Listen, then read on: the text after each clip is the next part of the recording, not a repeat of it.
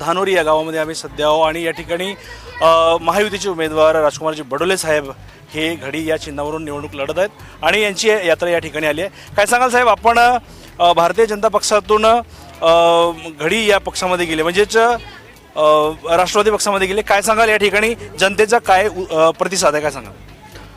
मी मुळातच महायुतीचा उमेदवार आहे. महायुती ही भारतीय जनता पक्ष, राष्ट्रवादी काँग्रेस पक्ष, शिवसेना आणि RPI आणि पिरिपा या पक्षांची आहे. आणि महाराष्ट्रात माहीत आहे की महाराष्ट्रामध्ये महायुतीच्या सरकारनं अत्यंत चांगली कामं केलेली आहेत. लाडकी बहीण योजनेसारखी आणि सगळ्या शेतकऱ्यांचे विजेचे सगळे बिल माफ करण्यासारखं, धानाला बोनस देण्याची अशी असंख्य कामं महायुती सरकारनं केली आणि म्हणून लोकांचा विश्वास महायुती सरकारवर आहे.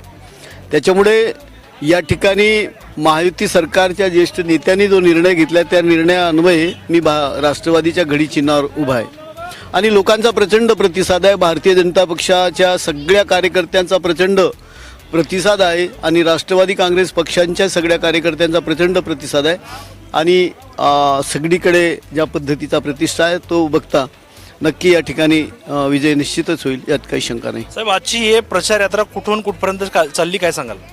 आजची प्रचार यात्रा खरं म्हणजे आज आमचे जवळपास 30 गावं आम्हाला या ठिकाणी करायचे आहेत. तर संपूर्ण पांढरी जिल्हा परिषद क्षेत्र याच्यामध्ये आहे आणि त्याचबरोबर काही खोडशिवनी भागाचं जो क्षेत्र जिल्हा परिषद क्षेत्र आहे तर तो जिल्हा परिषद क्षेत्र पण या ठिकाणी येतो आणि त्याच्यामुळे साधारणतः 30 गावं या ठिकाणी आहेत आणि त्याच्यामुळे हे प्रचार यात्रा थोड्या फासली, कारण दिवस कमी आहे त्या मानानं, तर त्या पद्धतीने सुरू आहे. साहेब, नक्कीच या ठिकाणी जे नागरिक आहेत त्यांचा काय प्रतिसाद मिळतो? नागरिकांचा तर प्रचंड प्रतिसाद, जनतेचा प्रचंड प्रतिसाद या ठिकाणी तुम्ही बघतायच. लोकांचा प्रचंड प्रतिसाद आहे. ठिकठिकाणी आरत्या करतायत लोक आणि सगळे गावातली लोक अत्यंत भावपूर्ण याच्यानं सोबत असतात. त्याच्यामुळे सामान्य लोकांचा प्रचंड प्रतिसाद महायुतीला आहे आणि त्यांना वाटते की राजकुमार बडोले हा तळागाळातला सामान्य माणसांच्या सोबत ज्या पद्धतीने राहतो म्हणून त्या लोकांचा चांगला प्रतिसाद, उत्तम प्रतिसाद आहे. साहेब, या ठिकाणी विरोधकांकडून आरोप केला जात आहे की बडोले साहेब हे भारतीय जनता पक्षाचे कार्यकर्ते होते, नेते होते, ते आमदार होते, मंत्री पण झाले. यावेळेस या ठिकाणी ते घडी या चिन्हावरून निवडणूक लढत आहेत.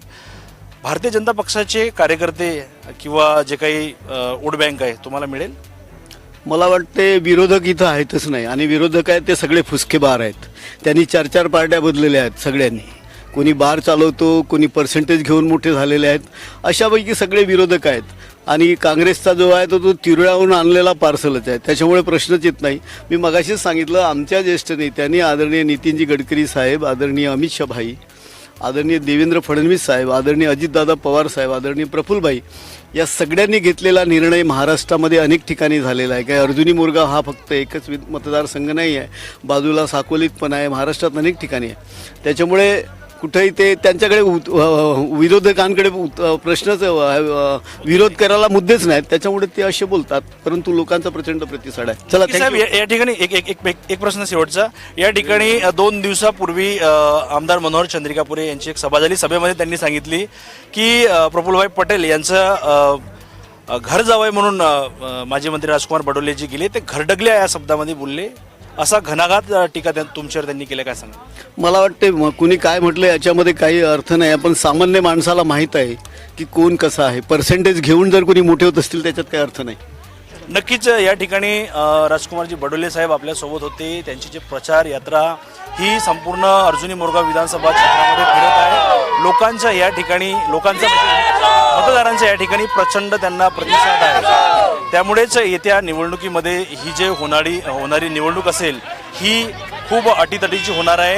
या भागामध्ये जे काही नागरिक असतील किंवा मतदार असतील कुणाला निवडून देणार हे पाहण्यासारखे असेल. कॅमेरामॅन कुणालसह मी बबलू मारवाडे, महाराष्ट्र केसरी न्यूज, गोंदिया.